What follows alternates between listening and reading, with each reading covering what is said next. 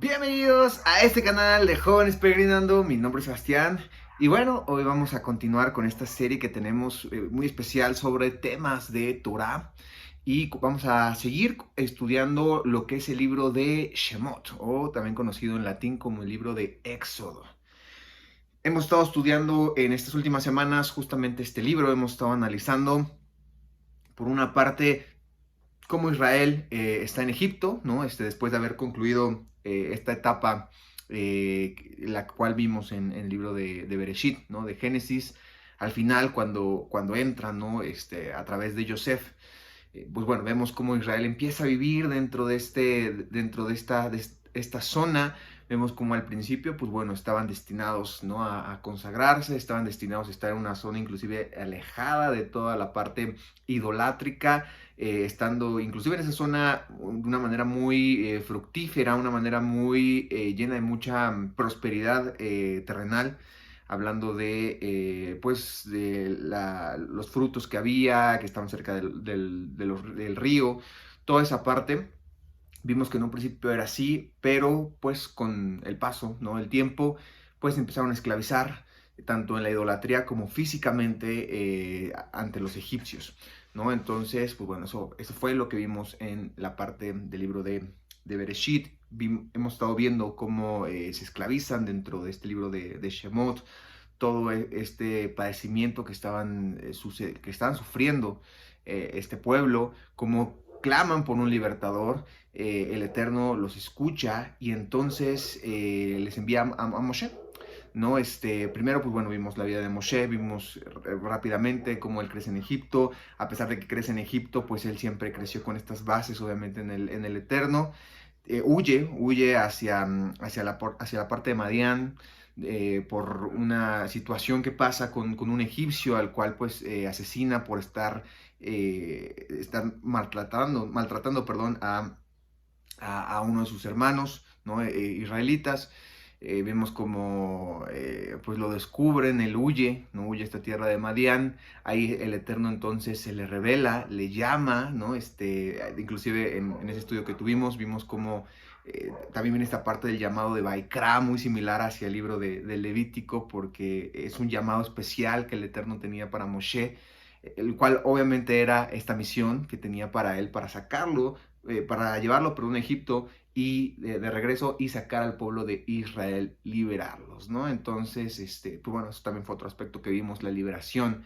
Hemos estado viendo más bien todo este proceso en el cual va Moshe a Egipto, se encuentra con Aarón, su hermano, van a hablar con Faraón, le dicen que el Eterno quiere que liberen a su pueblo, que lo libere para irle a servir. Ahí pues bueno, empezamos a ver las negociaciones entre Faraón, ¿no? Obviamente vemos que Faraón pues se niega, se endurece su corazón, de repente les dice, bueno, vayan, pero solamente los varones. De repente, y bueno, Moshe le dice, no, va a ser todos. Empiezan a venir las plagas, ¿no? Que también es lo último de lo que hemos estado estudiando y viendo, estas plagas de juicio, ¿no? Hacia Egipto. Y en el medio de estas plagas vemos esta negociación de la liberación del pueblo. De repente como el faraón les dice, bueno, está bien, vayan ustedes y los niños, pero se quedan el ganado. Y dice Moshe, no, no, porque necesitamos el ganado, obviamente, para servir al Eterno. Y bueno, empiezan todas estas negociaciones, como mencionaba, a la par está este aspecto también de las plagas, de este juicio hacia Egipto. No hemos estado estudiando por una parte lo que representa estas plagas, ¿no? Este castigo que el Eterno estaba dando a Egipto, que de hecho se lo había anunciado a Moshe, ¿no? Que desde que se le reveló ahí en la zarza, le había anunciado todo esto, como Faraón se le iba a endurecer el corazón, iba a traer estas plagas y que iba a servir también esto obviamente como juicio hacia, por una parte, el sistema, ¿no? De Egipto, a Faraón, por haber azotado, ¿no? Al primogénito del Eterno, o haciendo referencia al pueblo, ¿no? Digo esto como obviamente un simbolismo, porque sabemos que el Eterno solamente tiene un hijo, ¿no? Que es Yeshua, el unigénito, y que, pues bueno, después el pueblo viene a ser adoptado junto con aquellos gentiles que pasan a ser parte del pueblo de Israel, ¿no? Pero bueno, vemos cómo por una parte viene ese juicio a Egipto, al sistema y a Faraón, y también por otra parte el juicio hacia las deidades egipcias, ¿no? Vemos como inclusive cada uno de los juicios que hemos estado estudiando estas plagas, tanto el río, perdón, convertido en sangre, ¿no? El agua convertida en sangre, es un juicio, ¿no? Hacia su deidad del río Nilo, igual la parte de las ranas, las moscas, los piojos, las llagas, la muerte de los animales, el granizo, igual el fuego más bien y granizo, las langostas, ¿no? Y bueno, así todas estas plagas que hemos estado analizando, ¿no? También la oscuridad, ¿no? Y inclusive hasta la última plaga que vamos a ver hoy, ¿no? Pero hemos estudiado cómo cada una de estas plagas representan ese juicio hacia esas deidades, ¿no? Que van en contra de lo que supuestamente los egipcios, inclusive algunos israelitas habían adoptado, creían sobre que era su sustento, cuando en realidad pues el único sustento que debe de ser en la vida del ser humano es el eterno, ¿no? Quien da todo, quien rige a cada uno de sus poderes que están a cargo de la naturaleza, de los recursos y pues bueno, no vimos cómo representa también ese juicio que le está dando a Egipto para enseñarles a final de cuentas quién es el que tiene el poder y a quién se le debe de servir. Y también, por otra parte, la consagración, cómo el Eterno distingue entre aquellos que están en el mundo y aquellos que están siendo su pueblo. Y a aquellos que están siendo su pueblo los protege, los cubre, los aleja de todos esos padecimientos cuando ellos se alejan de esa parte de Egipto. Y bien, aquí vamos a analizar justamente en el estudio de hoy esta última prueba, ¿no? Porque vamos a ver que sí en estas plagas, a pesar de que fueron, pues sí, muy complicadas, la plaga que vamos a ver hoy es la plaga, pues, más fuerte y la que representó no solamente un aprendizaje al pueblo egipcio, no una enseñanza al pueblo egipcio, un juicio al pueblo egipcio, sino también al pueblo de Israel, una enseñanza y una prueba también para saber o que ellos se decidieran de qué lado estaban, ¿no? Si el lado de los egipcios, siendo hijos de Faraón, o por otra parte, siendo hijos del Eterno. Y de hecho de ahí viene el título que le pusimos justo a este video, que es Cubiertos por Yoshua o Enjuiciados como hijos de Faraón. Vamos a estudiar del capítulo 12 al capítulo 13, verso 16. Y vamos a estar viendo, como mencionaba, todo este proceso.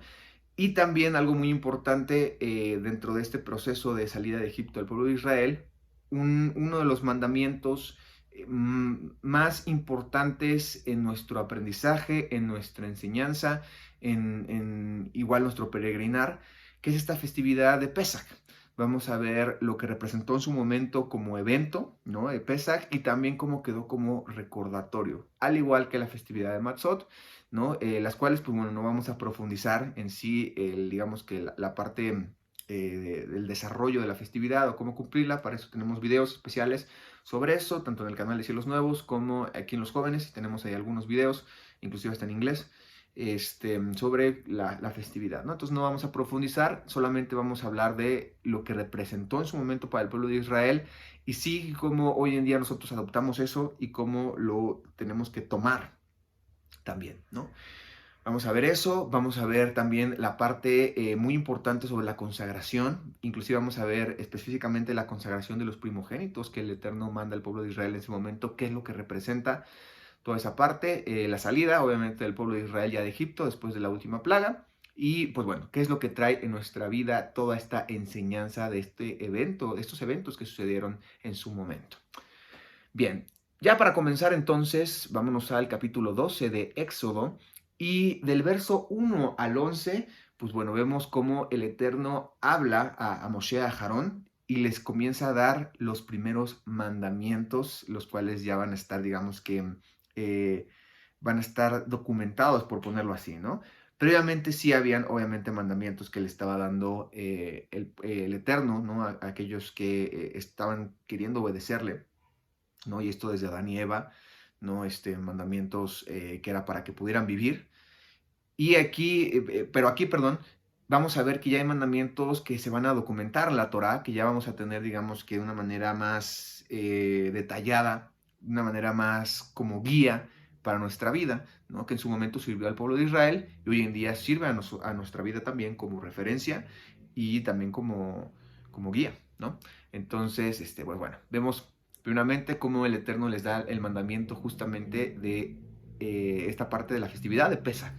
Y comienza diciéndoles cómo va a ser o cómo lo van a localizar, ¿no? Lo que se conoce como el inicio del ciclo festivo. Aquí vemos cómo el Eterno les pone un inicio del año y esto se los pone como referencia para que ellos puedan ubicar, obviamente, esta festividad de Pesach. Y esto más adelante se detalla más en el libro de Levítico, capítulo 23, sobre el resto de las festividades. Aquí era para que ellos supieran cuándo debían prepararse para la última plaga y también pues salir de Egipto, ¿no? Entonces vemos que les dice cuándo va a ser, ¿no? El inicio del ciclo festivo. Obviamente esto, si lo ponemos hoy en nuestra vida en comparación, vemos que es muy distinto a lo que tenemos hoy en día, porque hoy en día el inicio, por ejemplo, del año en nuestra vida está totalmente influenciada por, digamos que toda la herencia romana, griega, católica, sobre los calendarios y las fechas, ¿no? Que ponen el inicio del año en enero, ¿no? Janero, ¿no? En honor al dios, perdón, Jano. Y bueno, es muy diferente a todo lo que en ese momento en el pueblo de Israel se detalló, que en realidad el inicio del año, más que una festividad, más que con una festividad o con una deidad, se distingue más bien con la parte de la cosecha y la parte también de, podemos llamarlo astronómica, hablando de la lumbrera menor. Y bien, aquí entonces les da este mandamiento, ¿no? El Eterno, que sepan cuándo va a iniciar el año festivo. Y de ahí les empieza a dar ya órdenes sobre cómo se tenían que preparar para esta última plaga que iba a suceder. Una plaga en la cual el Eterno iba a distinguir entre los hijos de Faraón, todo el sistema de Faraón y su pueblo. Vemos que les pide que tomen a un cordero, lo inspeccionen y lo preparen para poderlo entregar, poderlo sacrificar, ¿no? Vemos aquí algo muy importante sobre el cordero, tenía que ser perfecto, tenían que estar conviviendo con él justamente para que vieran, pues, o valoraran el sacrificio que se iba a hacer sobre este cordero. Y bueno, sobre el primer aspecto, sobre la perfección, obviamente tenía que ser sin error, porque iba a ser una entrega que iba a ser completa, una entrega que tenía que servir justamente como justificación. Y aquí cabe aclarar, ¿no? Porque esto se podría tomar a lo mejor discriminatorio, y tal vez en este mandamiento no tanto, pero vamos a ver más adelante en la Torá mandamientos sobre, por ejemplo, el servicio en el santuario, sobre los levitas específicamente, que no podían servir si si tenían algún defecto físico, ¿no? No podían servir si a lo mejor les faltaba alguna parte del cuerpo, si tenían una deficiencia, inclusive hasta si tenían como algún corte o algo así en su cara, alguna enfermedad, no podían servir, ¿no? En el santuario. Y bueno, ahí también se especifica obviamente que no solamente, o más bien que era solamente el que no podían servir como ministros, pero eso no quiere decir que no podían ser sustentados, ¿no? Y que no podían participar también de, obviamente, la cobertura, que eso es otra cosa distinta, ¿no? Y aquí lo detallo porque se puede tomar de una manera discriminatoria, ¿no? Y a veces esto lo juzgan mucho, pero tenemos que entender la importancia de la perfección dentro del servicio y también dentro de la sombra y figura que esto representa, que representa a Yeshua, quien fue totalmente perfecto, ¿no? Quien fue perfectamente hablando del linaje, ¿no? Que sabemos que obviamente, aunque proféticamente o aunque de una manera sombra, se dice que viene de David, cuando sabemos que en realidad no, físicamente no viene de David, porque no es hijo de Joseph, sino más bien es una forma de nombrar que era como David. Que claro, hay teorías obviamente que dicen que Miriam también venía de David, pero bueno, de una manera, digamos que documentada como tal, no se muestra que viene de David Yeshua de manera física, sino solamente como sombra, como alguien como David. Pero por otra parte sí viene por Leví, ¿no? Se entiende que viene de la tribu de Leví a través de Miriam, que también es algo que se entiende, por que ella era familiar de levitas, ¿no? De los padres de Yohanan Hamatpil, ¿no? El Yohanan de la Tevilá. Entonces, pues bueno, vemos ahí que Yeshua tenía que venir un linaje perfecto de la parte de Leví, ¿no? Por eso es que hacen tanto hincapié en esta perfección y también obviamente espiritualmente, que era el que no iba a tener pecado, ¿no? Entonces, por eso entendemos que es importante el detallar esta parte de la perfección desde las sombras y figuras, ¿no? Por eso es aquí que se les pide que sea un cordero perfecto, un cordero que no tuviera detalle, un cordero que fuera totalmente como vendría a ser Yeshua, como vendría a mostrarse ya de una manera humana, ¿no? Y bueno, esto como mencionaba, de la genealogía y del actuar. Después vemos que también les da la instrucción de cómo es que ellos iban a preparar con esto, ¿no? Cómo iban a sacrificar este cordero y con su sangre iban a venir a poner la sangre en los dinteles, iban a venir a poner en la puerta, ¿no? Esta cobertura por la cual el ángel de la muerte, que más adelante vamos a ver qué detalle el Eterno que va a mandar, pues iba a saltar esas casas, ¿no? Y de hecho eso representa pasar por alto, ¿no? Entonces vemos que le da estas instrucciones, le da las instrucciones de la cena, cómo es que iban lo que iban a incluir, cómo iban a comer, ¿no? Con todo el cordero, ¿no? Se iba a acabar ese cordero, porque representaba también una entrega completa, todo eso, ¿no?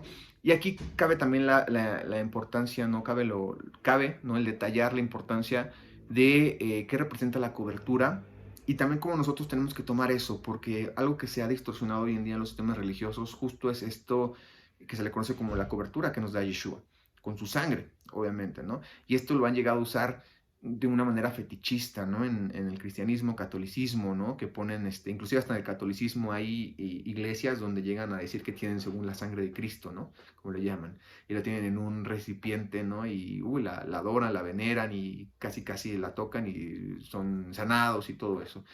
Y en el cristianismo pues lo han ocupado, ¿no? Para decir la sangre de Cristo tiene poder, para reprender, para todo eso. Pero todo esto se ha vuelto fetichismo porque la importancia como tal no era la sangre, sino más bien lo que representaba la sangre, que era la entrega de Yeshua, o sea, su muerte para ser nosotros cubiertos o tener esa oportunidad de cobertura. Porque, ojo, también cabe detallar que a pesar de que murió por nosotros, no, bueno, murió primero por el pueblo del Eterno y nosotros añadiéndonos también recibimos esa oportunidad, pues es justo eso, una oportunidad de salvación, una oportunidad de cobertura que todavía no se nos da porque todavía no llega el juicio final, ¿no? En el momento del juicio final, si perseveramos y nos mantenemos prosiguiendo hacia esa meta, entonces sí vamos a tener esa cobertura. Por ahorita sí somos limpios, que eso sí es algo que ya tenemos, que fuimos limpios de los pecados de antes, como dice la carta a los romanos, ya que por un hombre entró el pecado, pues el Eterno a través de otro hombre nos da la salvación, que es Yeshua, nos da la oportunidad de ser limpios para tener esa oportunidad de salvación. Entonces, pues bueno, por eso somos limpios, por eso avanzamos, pero todavía no tenemos la salvación. Entonces, es importante diferenciar, saber que en realidad la importancia de la relevancia de la sangre de Yeshua, ¿no? Aquí representada como esta sombra y figura de la sangre del cordero, es más bien, pues, el valor, ¿no? De la muerte, de la entrega de ese corbán.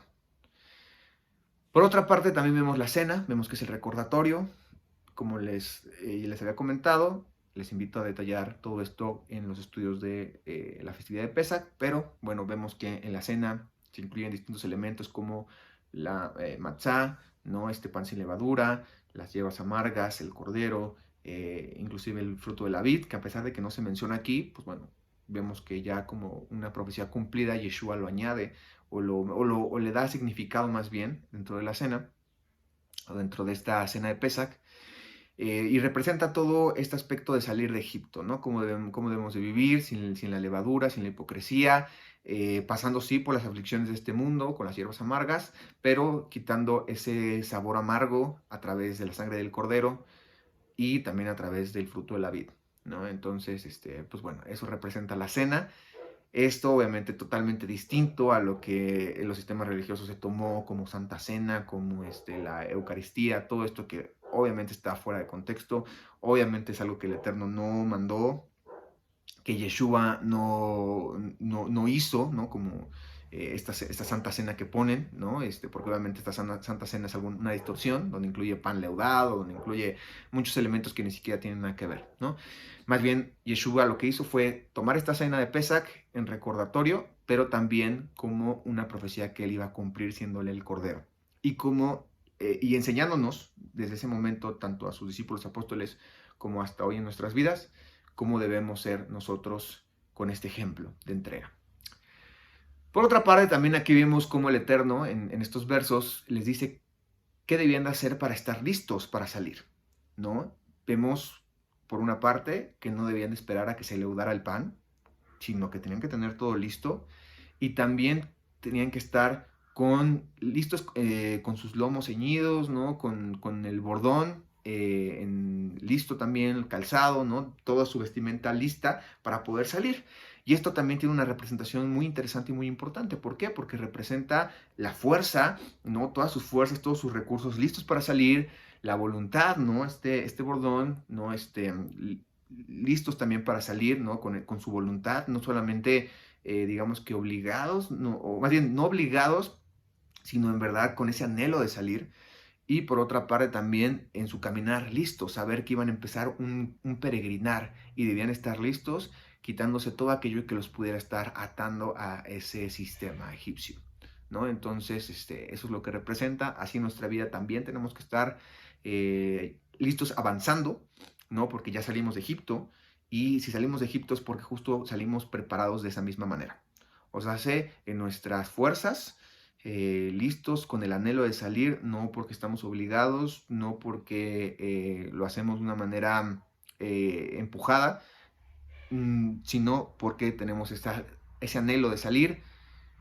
Por otra parte, todo eso lo demostramos con nuestra voluntad y también con nuestro caminar, ¿no? Y bien, continuando del verso 12 al 20, aquí ya vemos que después de dar todas estas instrucciones de cómo debían de prepararse, qué es lo que debían de hacer para poder tener esa cobertura, cómo también tenían que estar listos para poder salir de Egipto, todo esto, vemos que ya viene ahora sí la parte de la última plaga. Esta última plaga que de hecho ya se le había anunciado desde antes a Moshe, de hecho desde que se le reveló el Eterno en esa zarza, vemos que le dice que Faraón se iba a endurecer su corazón y que al final pues le iba a pedir su primogénito, ¿no? Le iba a quitar su primogénito, y justo es lo que pasa, ¿no? Esta última plaga, esta plaga número 10, vemos que tiene que ver con la muerte de los primogénitos, tanto en hombres, por decirlo así, como en animales. Vemos cómo el primogénito iba a ser entregado, ¿no? Iba a ser muerto por el ángel de la muerte, ¿no? Que, ojo, también aquí es muy importante porque muchos piensan que es Satanás, ¿no? Este ángel de la muerte. Y en realidad no es así, sino más bien vemos aquí que es el ángel que se le da el poder de la vida y la muerte. Y de hecho, si analizamos, pues podemos ver que quién es. ¿Quién es el que tiene la vida y la muerte? Y que inclusive va a venir a dar el juicio cuando regrese en su momento. Pues obviamente Yeshua, ¿no? Cuando Yeshua regrese, nos va a dar esa cobertura, pero también va a venir a dar ese juicio al mundo para poderlo destruir. Y sé que suena a lo mejor un poco fuerte, muchos van a decir, ¿cómo? ¿Cómo Yeshua? ¿No? Porque lo tienen obviamente con esa imagen de amor, como esa imagen de misericordia. Y sí, por una parte es amor, misericordia, pero no un amor, una misericordia como la pone en el mundo, ¿no? Un amor y una misericordia desliberada, sino un amor y una misericordia con con obediencia, con un acuerdo cumplido, que si no se cumple, si no se lleva a cabo, obviamente conlleva juicio. Y por lo mismo, pues es fuerte, ¿no? Y debemos tener temor, obviamente, de lo que el Eterno va a hacer a través de Yeshua en su momento, ¿no? Pero bueno, eso vemos que viene esa última plaga donde van a morir los primogénitos de aquellos que no marquen su puerta, ¿no? Y aclaro esto porque no solamente eran los egipcios, sino eran todos aquellos que no marcaban su puerta, incluyendo a los mismos israelitas, que no marcaran la puerta con la sangre del cordero, y van a recibir este juicio. Porque sí hubo, de hecho, israelitas que no cubrieron su puerta con esa sangre, no la pusieron, y recibieron el juicio, la muerte de sus primogénitos. Y bueno, vemos esto, no vemos aquí ya esta distinción, ¿no? Entre los consagrados y los apartados para el mundo, ¿no? Y vemos cómo aquí se cumple también este aspecto que les invito a estudiar o ver el estudio del libro de Mateo que tenemos. Vemos este cumplimiento, también vemos esta misma línea de lo que dice Yeshua sobre lo que es del mundo al mundo y lo que es del eterno al eterno, ¿no? Aquí se separa esto. Aquellos que son del mundo, pues órale, para el mundo, vayan allá y sí padezcan, obviamente, ¿no? Disfruten a lo mejor de las cuestiones pasionales, de las concupiscencias, porque sí lo van a disfrutar, sí lo van a hacer, pero también van a tener, obviamente, el juicio. Y los que son del eterno al eterno, que también van a padecer, obviamente, por diferentes cosas, ¿no? El mismo Yeshua, los apóstoles, los profetas padecieron y vamos a padecer también, pero vamos a recibir una mayor bendición al momento de estar en los lugares celestiales, ¿no? Una bendición eterna, algo que no es efímero ni que es limitado, sino que es totalmente eterno.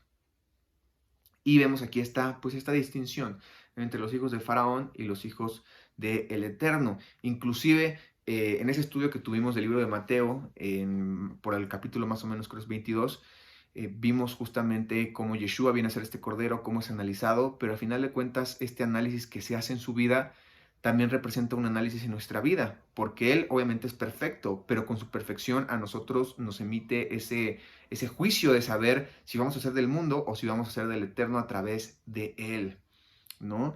Y tenemos que decidir, ¿no? ¿Qué vamos a hacer? Vamos a aprovechar esa cobertura que nos está dando Yeshua y nosotros demostrar también que somos parte de eso, confirmando los mandamientos después de haber recibido la oportunidad de salvación, o por ende, pecar, ¿no? De una manera deliberada y alejarnos de esa cobertura y entonces ser hijos del faraón, entregándonos al mundo.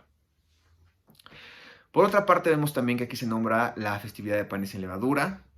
Como ya mencionábamos, el pan sin levadura representa el no tener hipocresía, no tener ataduras, ¿no? Y tenemos el claro ejemplo de Yeshua, que Él es el que vivió, o el ejemplo más perfecto, o el ejemplo más ideal de cómo es vivir sin hipocresía y sin las ataduras que nos tienen, pues sí, apegados a Egipto, apegados a este mundo. Continuando del verso 21 al 28, pues bueno, vemos ya que se ponen la sangre en las puertas, ¿no? Y cuando estaba estudiando esto, cuando estaba apuntando esta parte, haciendo mis notas, luego, cuando pensé en sangre en las puertas, me vino a la mente la parte del Shema, ¿no? Que encontramos en Deuteronomio 6, del 4 al 9, ¿no? Y me gustaría leerlo nada más para poder entender por qué, ¿no? Dice el Shema, dice, oye Israel, el Eterno, nuestro Elohim, uno es. Dice, amarás al Eterno tu Elohim con todo tu corazón, con toda tu alma, con todas tus fuerzas, con todos tus recursos. Y estas palabras que yo te mando hoy estarán sobre tu corazón y las repetirás a tus hijos y hablarás de ellas estando en tu casa y andando por el camino y al acostarte cuando te levantes. Y las atarás como señal en tu mano, ¿no? Tu voluntad, estarán como frontales entre tus ojos, o sea, en tu mente, y las escribirás en los postes de tu casa y en tus puertas, ¿no? Y aquí vemos que al final de cuentas tiene que ver. ¿Por qué? Porque aquí lo que Moshe está diciendo en Deuteronomio es cómo debe ser nuestra relación con el Eterno, cómo es el amar al Eterno, porque también aquí es algo que se toman, ¿no? De la enseñanza de Yeshua cuando le preguntan los escribas cuál es el mandamiento más, el principal mandamiento, ¿no? Y que Yeshua le responde, amarás al Eterno sobre todas las cosas y con todo tu corazón, con toda tu fuerza. Y el segundo, pues bueno, lo del amor al prójimo. Pero hablando de este primero, se refería obviamente Yeshua a esto. Y este es el amar, ¿no? Al Eterno sobre todas las cosas. Muchos en el sistema religioso lo toman como que el amar al Eterno es una manera emocional, decir, sí, yo te amo, te quiero y te adoro, ¿no? Como lo llaman en las iglesias, me hinco, me postro y lloro y todo eso, tengo un arrepentimiento del corazón, todo eso, pero a final de cuentas no sirve, eso no sirve si no se pasa a una acción, si no se pasa a una obediencia. Y aquí lo que está diciendo en el Shema es que esas palabras las ibas a poner en acción y iban a estar justamente en tus puertas, o sea, en el santuario de tu vida. Y en este caso, en ese evento, en Egipto, en esas casas que se ponían justamente esa sangre, representaba que iba a estar en nuestro santuario, en nuestra vida, porque hoy en día ya no hay templos, ¿no? Hoy en día ya no hay un santuario, hoy en día ya no hay un Bet Hamishta, ¿no? Ya no está ese templo donde antes se iba a servir al Eterno, ¿no? Y que estaba la presencia ahí, sino hoy en día nosotros pasamos a ser parte de ese templo espiritual y nosotros somos esas piedras vivas y así tenemos que estar marcados con esa entrega de Yeshua. Y eso es lo que representa, que tiene que estar en nuestra mano, en nuestra voluntad y en nuestra mente, ¿no? Con todo nuestro corazón, o sea, con todas nuestras emociones, con todos nuestros anhelos, con todos nuestros recursos, también dice, porque eso es lo que representa una entrega verdadera. Y eso es lo que nos va a diferenciar de los hijos de Egipto. Los hijos de Egipto son aquellos que a lo mejor sí de palabras dicen queremos salir, sí queremos que se vayan, ¿no? Hablando del faraón que decía que sí se iban a ir, pero que no lo cumplían. Y los hijos del Eterno son aquellos que cumplen, a pesar de que a lo mejor a veces dicen, no, no estoy confiado, ¿no? Como esta parábola de los hijos de los jornaleros, del jornalero, perdón, que a lo mejor dicen, no estoy tan seguro si voy a salir o no, pero actúan y obedecen y después ya lo anhelan y salen y lo cumplen, ¿no? Esos son los verdaderos hijos del Eterno, aquellos que no se quedan en la intención, sino que lo demuestran con la acción, con una obediencia genuina de bendición para su vida y para la vida de los demás. Y bueno, por eso es que quise enfatizar sobre esta referencia, ¿no? El Shema, y cómo pues en ese momento tenía que ver también con eso, el cubrir las puertas. Como mencionaba, pues bueno, aquí se ve la diferencia de lo que es del mundo al mundo y lo que es del eterno al eterno, ¿no? Y somos separados obviamente del mundo a través de Yeshua, a través de su sacrificio, de su entrega, pero también a través de su enseñanza, que eso es importante. Muchos creen que recibimos la salvación de Yeshua solamente por su entrega físicamente hablando, pero no, también la recibimos a través de su enseñanza, porque es un complemento. De nada sirve tener la salvación si no tenemos cómo no perder esa salvación, porque sí se puede perder esa promesa de salvación, como le dice la carta a los hebreos. Con la enseñanza de Yeshua nos ayuda a no perder esa salvación, que a final de cuentas su enseñanza es regresar al Padre y cumplir los mandamientos para poder regresar completamente al Eterno. Y bueno, continuando entonces, vemos que ya pasa esta plaga, ¿no? Del verso 29 al 36, vemos que ya viene esta plaga, vemos que la muerte de los primogénitos se empieza a efectuar. Vemos que el pueblo de Israel se levanta justamente en la noche, escuchan obviamente el clamor, ¿no? Del pueblo egipcio después de haber pues encontrado a sus primogénitos muertos, ¿no? Una noche pues muy fuerte, ¿no? Por la parte de los israelitas obviamente de felicidad, de alegría, pero al mismo tiempo también yo creo, ¿no? Es una perspectiva personal, que ha de haber sido pues feo obviamente escuchar todos esos gritos y los hizo reflexionar sobre la gratitud que tuvieron en su vida por no haber perdido, ¿no? A los primogénitos, ¿no? Y más a los primogénitos, ¿no? Me imagino que en ese momento han de haber sentido pues esa gratitud de que el Eterno les dio esa cobertura. Y pues bueno, vemos que ya están listos para salir. Y aquí es importante también recalcar cuál era la importancia de salir o cuál era el enfoque de salir. Y era el salir para servir al Eterno. Y eso fue lo que el Eterno le avisó a Moshe desde un principio. Mi pueblo va a salir para servirme.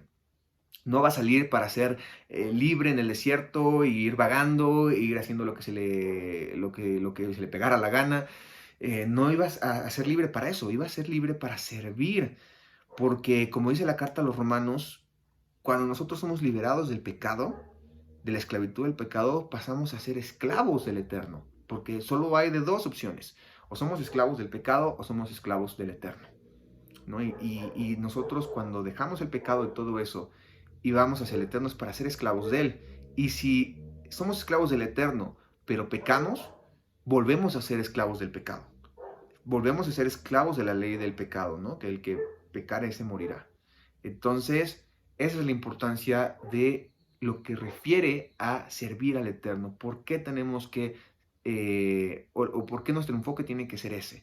Porque al final de cuentas no hay otra opción. Solamente está eso y obviamente cuando nosotros sirvamos al Eterno, eso va a ser de bendición para nuestra vida, ¿no? Y una bendición, obviamente no como la pinta el mundo de prosperidad, de materialismo, todo eso, sino una bendición, como lo dice Yeshua cuando dice las bendiciones, ¿no? En el Sermón del Monte, que a pesar de que tengamos padecimientos, a pesar de que seamos perseguidos, a pesar de todo eso, tenemos un galardón mucho mayor en los lugares celestiales. Otra parte muy interesante dentro de estos versos es que ya al momento de que pasó todo esto y que está saliendo el pueblo de Israel, vemos que los egipcios inclusive hasta les dan sus bienes, ¿no? Y que el Eterno les dice, pídanle los bienes a los egipcios, pídanle esos minerales, ¿no? Hablando del oro, de todo esto, de estos adornos y todo esto, obviamente no idólatras, sino hablando de como tal el oro, pídanselos y los egipcios se los daban, ¿no? Como pareciendo, ya váyanse, ¿no? Y es muy interesante porque justo todos esos recursos son los que sirvieron más adelante para hacer el santuario, para hacer el Mishkan. Y esto no quiere decir que del mundo vamos a tomar las cosas para servir al Eterno, ¿no? Hablando de... porque ahí también pasa, ¿no? Y sucede eso, por ejemplo, en los sistemas religiosos, que piensan que pueden ocupar el dinero pues sucio, ¿no? Perdón, el dinero sucio, pueden ocupar el dinero obtenido de una manera, pues sí, sucia, corrupta y todo eso, y no es así, ¿no? De hecho, también el libro de Deuteronomio lo aclara, ¿no? Que no podían dar, o los votos o todo lo que eran las entregas no podían ser por sueldo dice, de perros, ¿no? O de prostitutas, ¿no? De todo eso, porque obviamente eso es algo sucio. No, sino más bien se refiere a que el Eterno va a ocupar los juicios para también, como parte del servicio a Él, ¿no? Los juicios que hace en la tierra, ¿no? En el mundo, los ocupa, ¿no? Para eso, y inclusive hay herramientas que sí nos sirven para el servicio, como por ejemplo estas herramientas tecnológicas que nos sirven para poder estar en comunicación, nos sirven para poder enseñar aun cuando estamos a distancia, ¿no? Entonces, y compartir, más que nada, ¿no? Que eso es lo importante. Entonces ahí, pues bueno, encontramos eso, ¿no? Y eso es lo que significa o por qué el Eterno les dijo que pidieran todo eso. Aquí nuevamente se aclara esta cuestión de la marcha sin leudar, ¿no? Que tienen que salir a prisa, ¿no? Que refiere a no aferrarnos a este mundo y estar listos para salir de Egipto. Después del 36 al 51, pues bueno, vemos que ya salen y que salen completos, ¿no? Aquí lo aclara, ¿no? Salen hombres, niños y ganado, ¿no? Como ya habíamos visto, Faraón no quería, o quería primero dejar ir solamente a los hombres, ¿no? Y después sí, a lo mejor a los niños, pero el ganado no.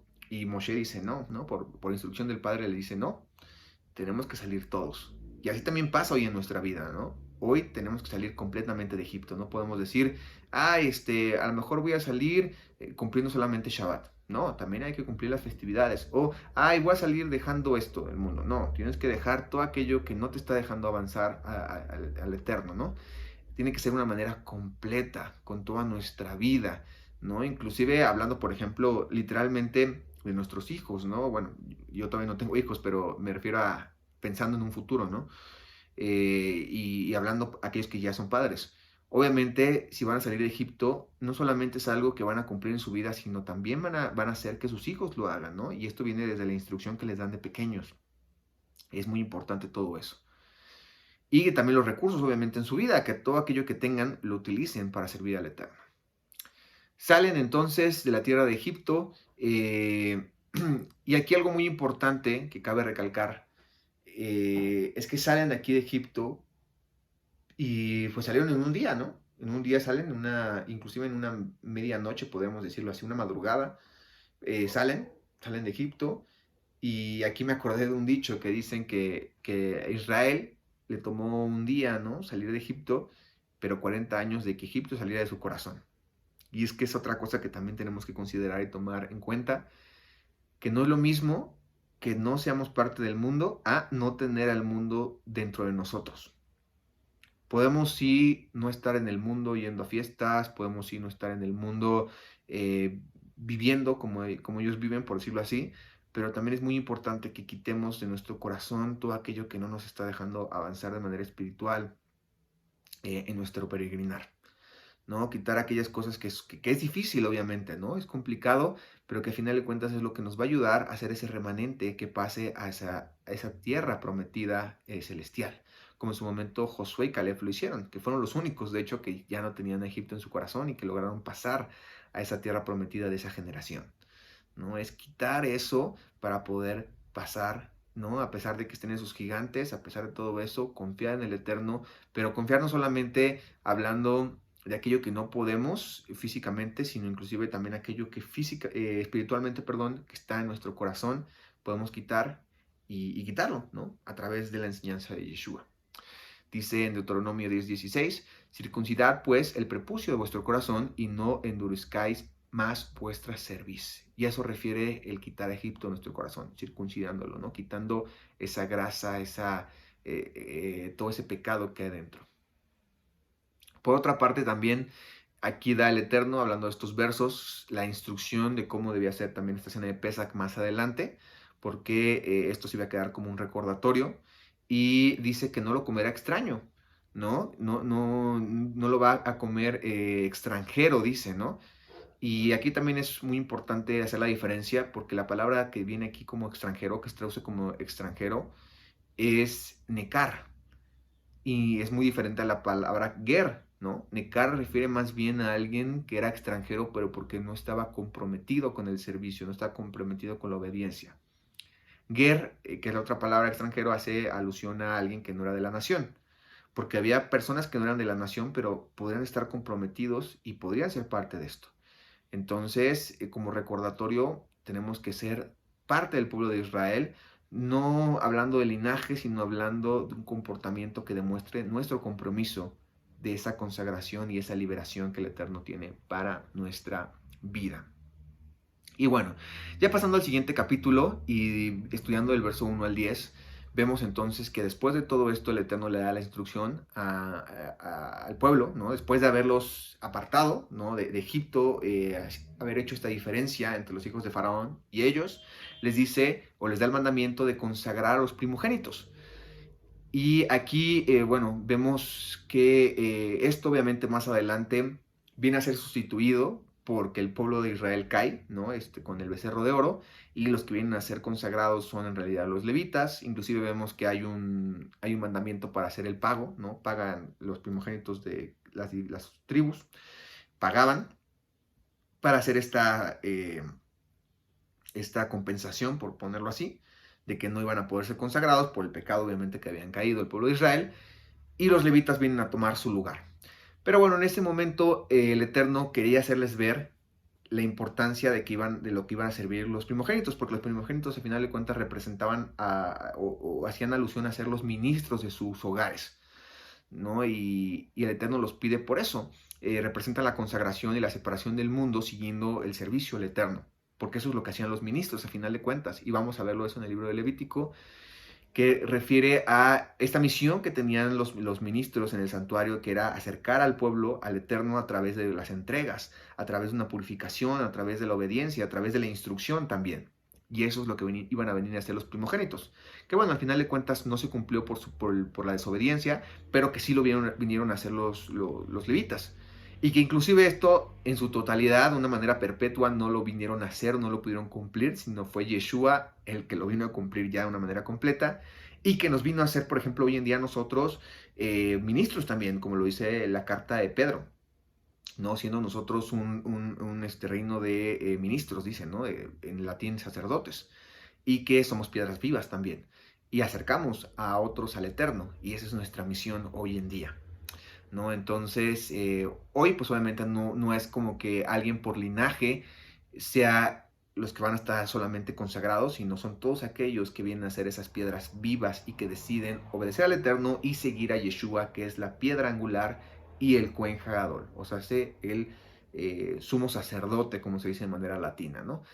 Y como en ese momento en el pueblo de Israel, nosotros como ministros, seguirlo a él, ¿no? Seguir su enseñanza, seguir su ejemplo y ayudar a otros a acercarse al Padre a través de él, ¿no? A través de Yeshua. Y bueno, continuando, vemos también que habla acerca de la salida de la servidumbre del mundo, ¿no? Para servir al Eterno, que es lo que hemos estado viendo, el propósito del pueblo de Israel que salía de Egipto tiene que ver con eso, y nuestra vida también, ¿no? Salimos de Egipto, del sistema del mundo, para servir al Padre, no vivir de una manera libertina, por llamarlo así. Vemos también que dice que cuando entres a Canaán no olvidarás la libertad en la que estás, ¿no? Vemos ahí justamente por qué el Eterno les da estos mandamientos sobre recordar Pesach, recordar esa salida de Egipto, porque tiene que ver con que cuando estuvieran libres, supieran cuál es la importancia de esa libertad y no olvidaran que primeramente fue a través de un juicio y que ese juicio conllevaba, por una parte, apartar a aquellos que estaban siendo hijos del faraón y aquellos que son el pueblo escogido para servir, ¿no? No es para vivir como queramos, sino para servir al Eterno. Aquí vemos que también se nombra este análisis sobre cómo tiene que estar esto en sus manos, entre sus ojos, en su boca, ¿no? Hablando de la voluntad, el discernimiento, lo que iban a profesar, ¿no? Y no solamente en palabras, sino también en acciones. La importancia de que guardaran eso, así como lo que vimos en el Shema, justamente eso. Y bueno, vámonos con esta última parte. Vamos a ver del 11 al 16 ya para concluir. Vemos esta parte muy importante donde dice que no solamente va a entregar a los primogénitos humanos, por decirlo así, sino a los animales. Y aquí es muy interesante, me llamó mucho la atención porque dice que aquellos que no van a ser consagrados iban a ser quebrantados en su servicio. O sea, aquellos que porque se les olvidara o por X o Z no fueran entregados, iban a ser, pues también, a final de cuentas, de una manera entregados, pero hacia la muerte. Y esto me hizo acordar una parte en el Brit Hadashah, en la Besorá, en algo que dice Yeshua, ¿no? Y esto viene en Mateo 21, del 42 al 44, donde dice, Yeshua les dijo, ¿nunca leíste en las Escrituras, la piedra que desecharon los edificadores ha venido a ser cabeza del ángulo? Dice, el Señor ha hecho esto, y esa cosa maravillosa a nuestros ojos. Por lo tanto os digo que el reino de Elohim será quitado de vosotros y será dado a gente que produzca los frutos en él. Y el que cayere sobre esta piedra será quebrantado, y sobre quien ella cayere le desmenuzará. Y aquí justamente Yeshua está diciendo o haciendo alusión a lo mismo. Aquellos que no iban a ser consagrados, ¿no? Y que consagrarse no solamente es el apartarse, sino que siendo apartados sirvamos al Eterno. Aquellos que no hagan eso y que no estén dando frutos, entonces van a ser entregados a muerte, a juicio. Muy bien, ya como conclusión vamos a ver la importancia de este Pesach. No vamos a ver que no solamente se trata de ser consagrados y separados, de ser hijos del faraón a ser hijos del Eterno a través de la libertad que nos da Yeshua, sino a través de demostrar esa libertad por el servicio que vamos a dar al Eterno. Cómo vamos a confirmar justamente esa libertad, esa consagración, sirviendo y siguiendo los mandamientos del Eterno. Y de esa manera hacer esas matzot, libres de esa levadura, siendo libres de esa hipocresía y cumpliendo la instrucción y así demostrando cómo somos como esos primogénitos, esos levitas que fueron consagrados. Libres de ese Egipto, no solamente físicamente, sino también libres en nuestro corazón. Y bueno, muchas gracias por haberse tomado el tiempo de haber visto este video. Les pedimos que sus dudas nos las escriban acá abajo en los comentarios y nos ayuden a regalarnos un like. Nos vemos hasta la próxima. Bendiciones.